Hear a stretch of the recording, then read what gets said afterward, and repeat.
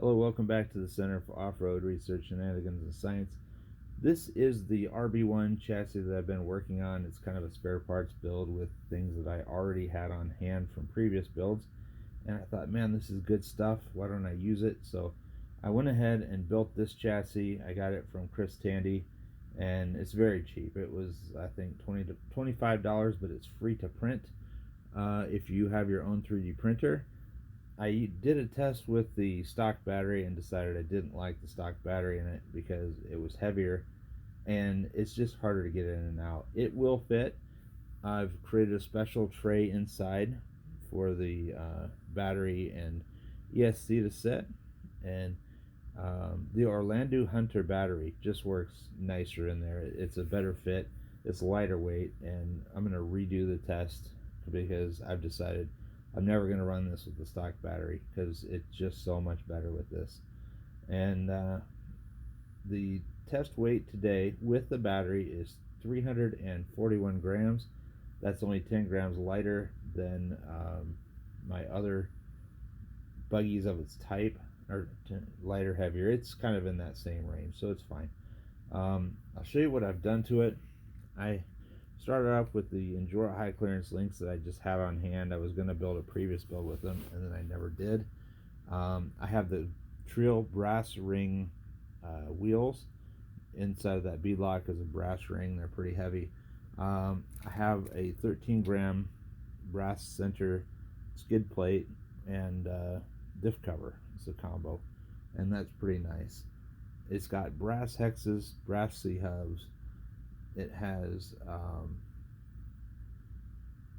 a brass Emax servo mount, and it also has a Mofo Black Label servo, a 13-gram skid plate that's brass from, I forget the company, NHX, and you saw in a previous video where I modified that to allow the links to slide past the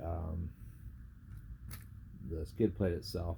And like I said, got the Orlando Hunter battery in it, and I did one modification that a lot of people would never do, and you know, my rule is nothing is sacred, so you probably cannot see it, but I'll put this in a different light just so that you can.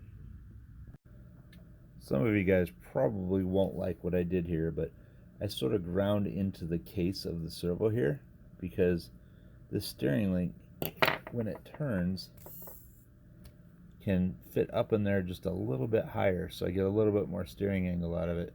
Now you have to be careful, you're playing a game when you do this, because how much of that material can you remove before you basically grind a hole into your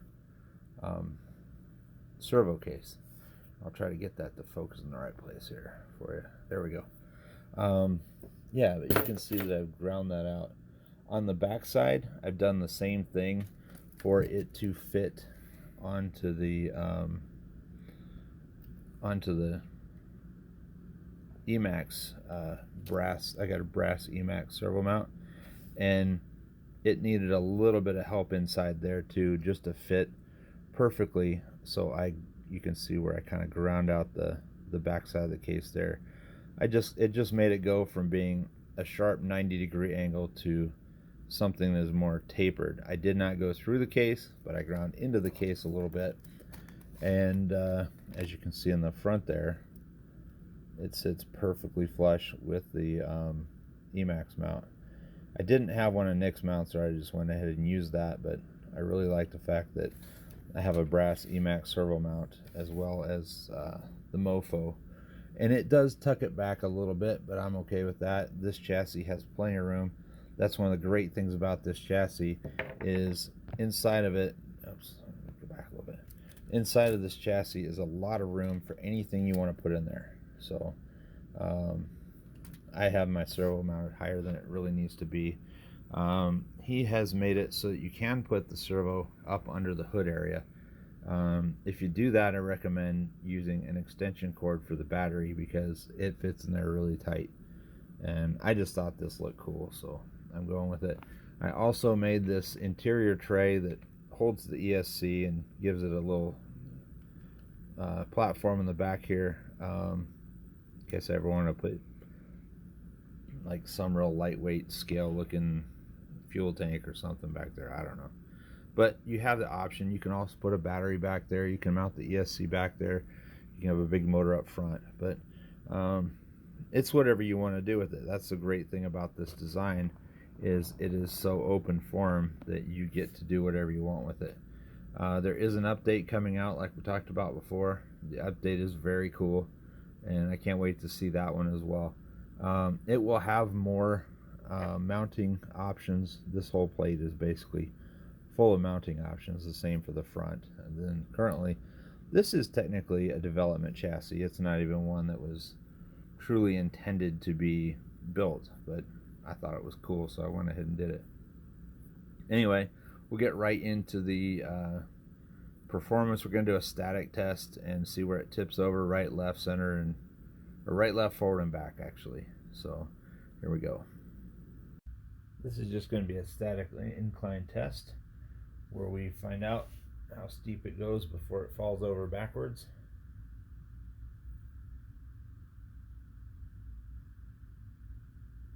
Or slides off of the table. I am using grip tape on this board. 9, 60, 61, 2, 3, 4, 5. Well, it never fell off at 65 degrees, but the tires can't hold it anymore. So I'm going to say 65 plus on the incline. Here goes the decline tip test. And my floor is a little bit uneven, so that's why you saw a 1 degree difference there to start off with. I did that too fast and made it down. But I know I can go right to about 50. Okay, what you'll notice is that left rear shock standing up, and the right rear will also stand up.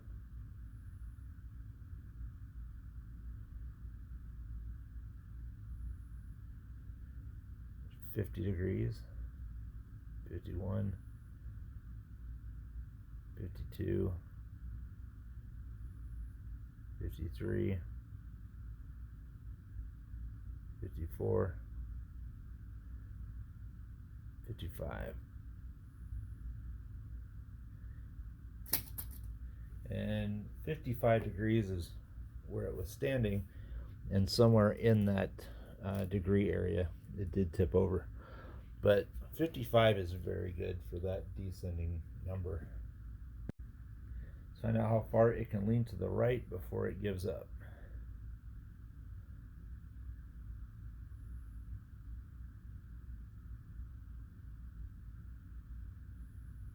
48, 49, 50, 51, 51 degrees to the right. Now the left leaning I'm not quite as optimistic for, because it has a kinetic shock that's going to let the chassis unload and stand that thing up early, and once it does, it's going to fall over. 50, 51, 52. Well, how about that?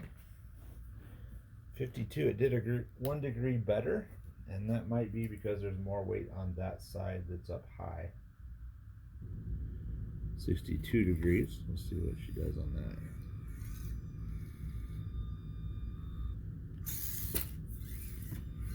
I think I might be able to just barely hit 62, but we'll see.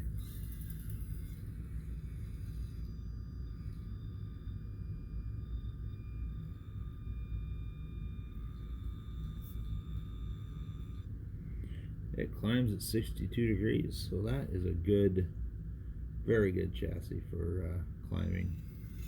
I don't know that it'll do 63, but we'll find out here. I have this set at 65 degrees. Just for fun, I've added some limiting straps to the suspension. We'll see if it can climb at 65 degrees or if it wants to tip over. Well, with limiting straps, it did want to climb, and what's happening is the pit bull tires, well, it is climbing. How about that? That is a 65 degree climb with limiting straps. Not too bad. And just to show you, the suspension does work. It's not completely tied down, but I got a 65 degree climb out of it. However, I don't run limiting straps on my trucks. I never have and probably never will. So I'm still going to go with that 62 degree incline. And I could probably make this climb even better if I was to put lighter weight rear deadbolt links on there. I mean, not deadbolt. This is entirely C10 chassis truck. It was designed to run with C10 front suspension and deadbolt rear. Obviously, with the deadbolt rear suspension, it would climb steeper because it would have a farther forward CG. But I'm really happy with 62 degrees on a C10 suspension. The thing about having the C10 over the deadbolt is it will do descents better because you have the CG a little bit more rearward. We'll just do a recap on the RB1 test rig, and test weight was 341 grams. I am going to try to drop that today, probably get it under 330 if I'm lucky. This was the static tip test numbers, not trying to move, and that 65 plus was because I could not test it because the tires were slipping. It was still holding static. The second you try to put torque on it though, it'll lift the nose like a wheelie and just tip it over. So I'm gonna call the powered climb angle 62 degrees, skid plate height with the Orlando battery at 23 millimeters, and once again, those are the modifications that this one has, and I'm going to try to get rid of that brass center skid plate. That is the Chris Tandy RB1 designed chassis. I wanted to wrap this video up a little bit different and tell you the future plans for it. I think I'm going to put a PN90 in it, so I'm really glad I kept the ESC mounted on the passenger side there, because the PN90 mounts forward and that will go up under the hood, and that's kind of an appropriate place for a motor, I think. So especially one that climbs like this. And I just think the barrage motor is a little bit soft for this chassis. It's got a lot of weight on the axles, and it could just use that extra bit of torque. It'll also be a bit faster too, which will be a plus. So I was just driving my C10 original buggy with it and kind of going back and forth, and this one does do a little better. It just does not have the wheel speed or torque that the other one has, and I think it needs it. It'll also put the center of gravity a little bit farther forward, actually quite a bit, and I'll move the motor from behind the transmission to in front of it.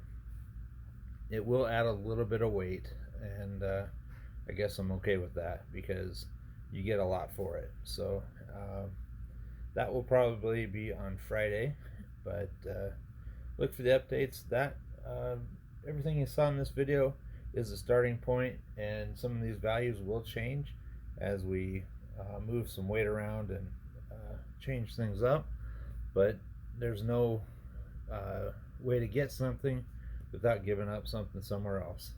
That's all for tonight. We'll talk to y'all later. Thanks for watching.